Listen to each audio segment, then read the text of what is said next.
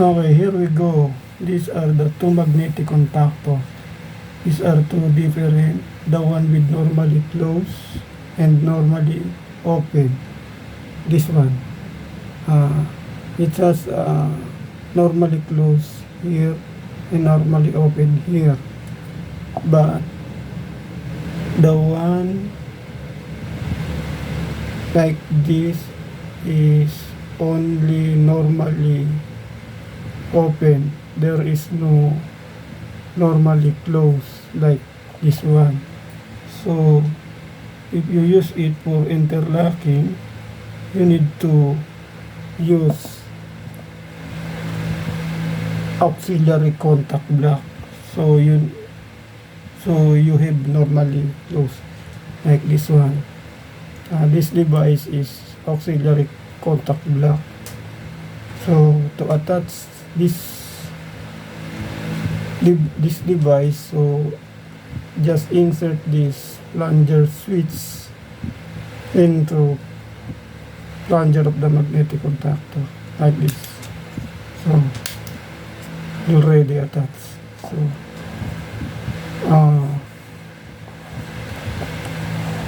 to make interlocking control circuit, so you need to use two push button switch, momentary push button switch, MC1, MC2, for MC1, for MC2. Okay, and this one is to stop the operation both of this contactor to stop. Okay, so okay. About the wiring connection. So about the wiring connection, just to understand quickly, the control circuit, only the control circuit we will make for this control. So the line and the load of these two contactors will not make. Okay, so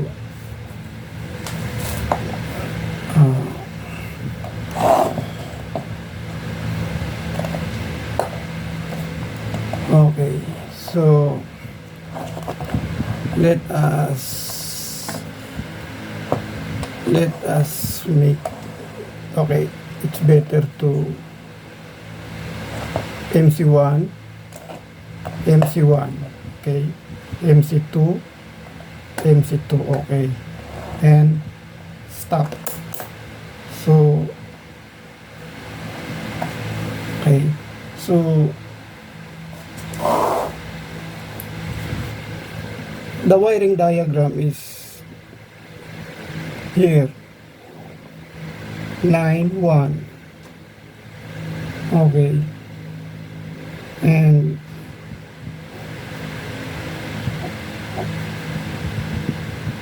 stop button. Okay, so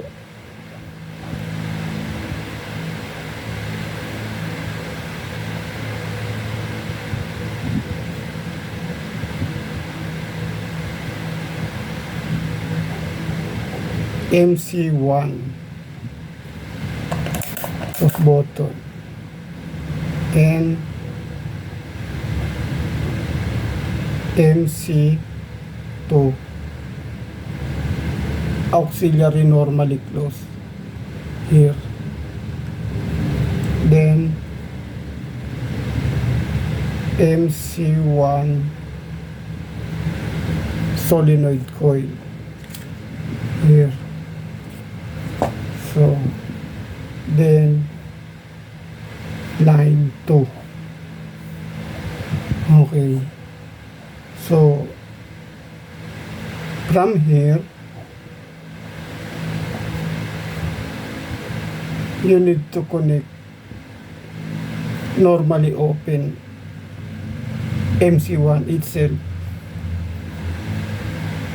Okay, so If you want to push MC1, push this one, and MC2 normally closed is still closed, then the solenoid coil will energize of MC1. So it's good. So we need to make another one for MC2. So this is a push button of MC2, okay, and the normally close of MC1, sorry, like to MC1. So MC1,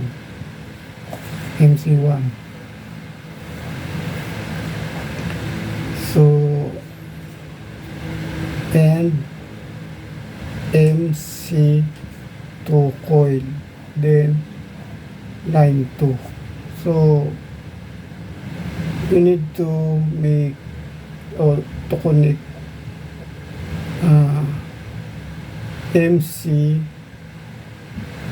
MC2 normally open, MC2 normally itself. Okay, so the control the wiring diagram is completed. So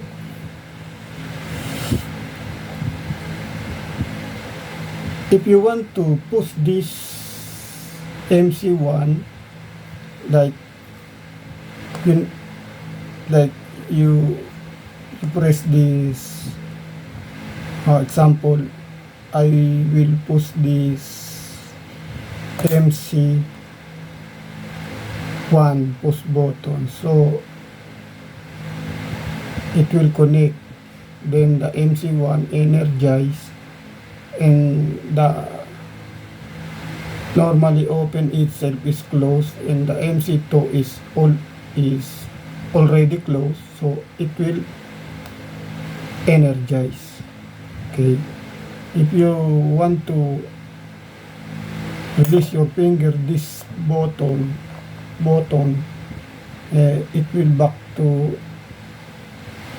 it will return to normally open, but the current will passing through this normally open because it was closed, and it closed and this energized. So the operation of this magnetic contactor one is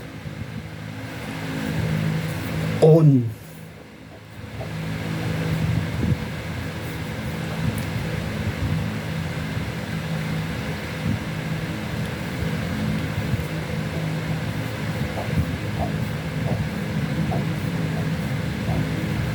It is on MC1.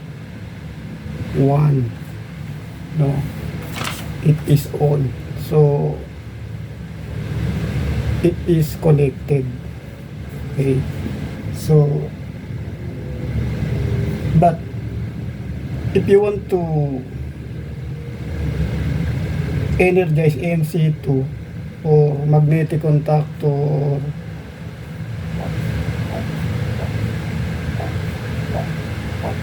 MC2, if you want to energize this MC2,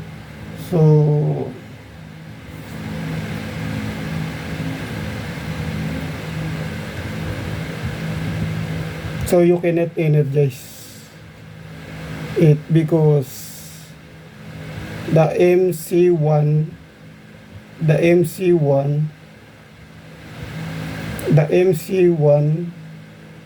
normally close is open, so it is open, so if you want to push this, the solenoid of the MC2 will not activate it because it's open. So you need to stop this button to return this MC1 normally close in close contact. So if you press this one, so it will open or off, and this one is closed.